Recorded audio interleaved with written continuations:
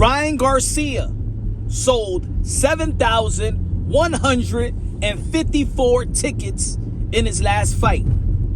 7,154. Does that smell like A-side numbers to you?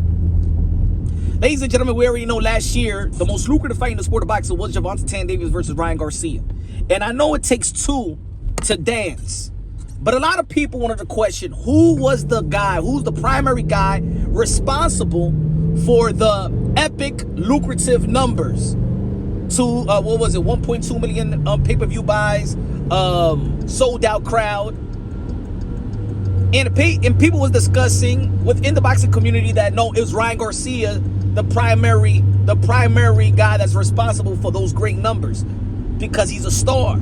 And some people were saying, well, Gervonta Tank Davis, he only sold 200K in his last pay-per-view buy and stuff like in his last pay-per-view fight with Hector Luis Garcia. It can be Gervonta Tank Davis, even though that Gervonta Tank Davis sells out everywhere he go.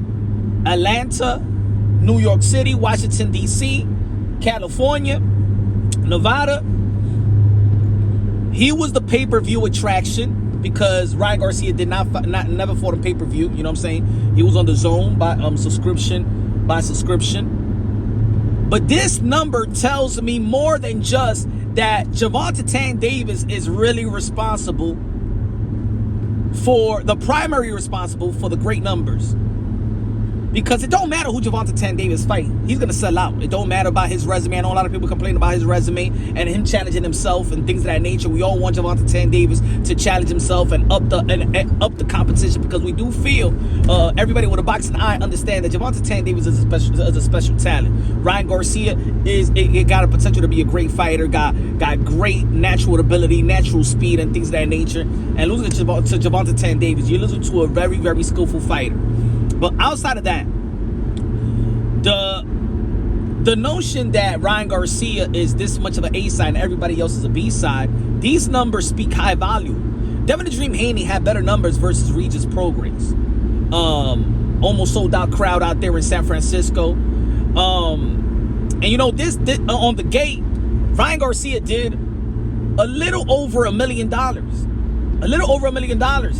Now, to Devin Haney, I understand if he's like, you know what? Nah, I'm not trying to negotiate like you, the A-side. I'm the champion. I'm the guy that had the hardware. And you think you're gonna be the A-side on me, man? You just did 7,000. I did more than you in San Francisco, and I did more with Vasily Lomachenko in Las Vegas. Now, Teofimo Lopez was stuck in the Hulu theater where there was no way that it could go higher than 5,000 plus seats, but it was sold out without any promotion, and it actually did almost the same exact gate numbers in the Hulu theater. Teofimo Lopez versus Josh Taylor. It almost reached $1 million, a little under $1 million in revenue. And Ryan Garcia did just a little over $1 million in revenue in the Toyota Center out there in Houston, Texas. Is he that much of an A-side? Even with Teofimo Lopez, if he's that much of an A-side versus Devin the Dream Haney. Hey, they talking about Golden Boy Promotion just signed Jose Ramirez. Jose Ramirez in Fresno did 16,000. He put 16,000 butts in the seats versus, I believe it was Richard Comey. Richard Comey and Jose Pedraza, one of them two. So, in all reality, is Ryan Garcia an attraction? Yes. Is he like the bona fide A-side versus these names that I just mentioned? We don't know. Look. Social media sensation, yes, he got numbers there. But does it transition into boxing? Let's be real, let's be honest. The number don't lie. Does it transition to the sport of boxing? Does these guys have to be like, 140? Ryan Garcia did these numbers versus Gervonta Tank Davis. But look at the numbers that he does with any other opponent. In the end of the day, it takes two to tangle. It takes two to make an epic fight. I think right now in the sport of boxing, the two fighters, the fight itself is the one that's going to sell. I don't think nobody have the power like Oscar De La Hoya once was when he was in his prime and active. Nobody got the Mayweather effect. Nobody got the Canelo Alvarez effect. And even Canelo Alvarez's number is coming down because there's not really a lot of great matchup unless David Benavidez, is going to sell, right? But Ryan Garcia, He's still the cash cow, Canelo Alvarez. But Ryan Garcia, the 7,000 for the guy that's supposed to have the most lucrative fight, the one that he got the noticeable name and face. Only 7,000 tells me that he's not the bona fide A side to a potential Ryan versus Tio, Ryan versus Devin. You know what I'm saying?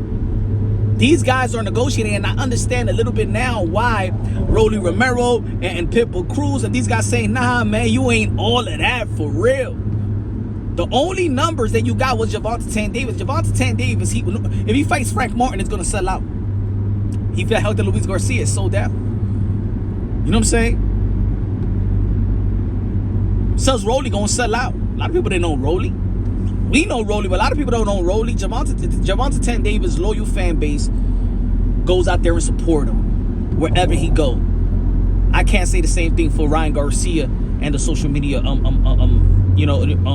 followers. They don't transition to the sport of boxing the way they should. You may think so. Ryan Garcia versus Teofimo Lopez is going to do a lot of great numbers. It's going to go all the way to the mill because the fight itself.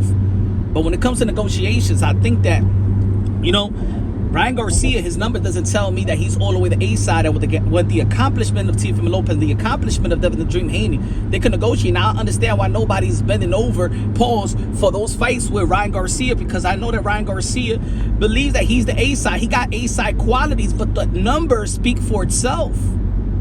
It's not far away, and it's less than Devin Haney's last number. It's not far away from Teofimo Lopez number, and the Teofimo Lopez fight versus Josh Taylor. People they barely promoted the fight. They started promoting on that Sunday, a week before the fight, and it still did the numbers that it did.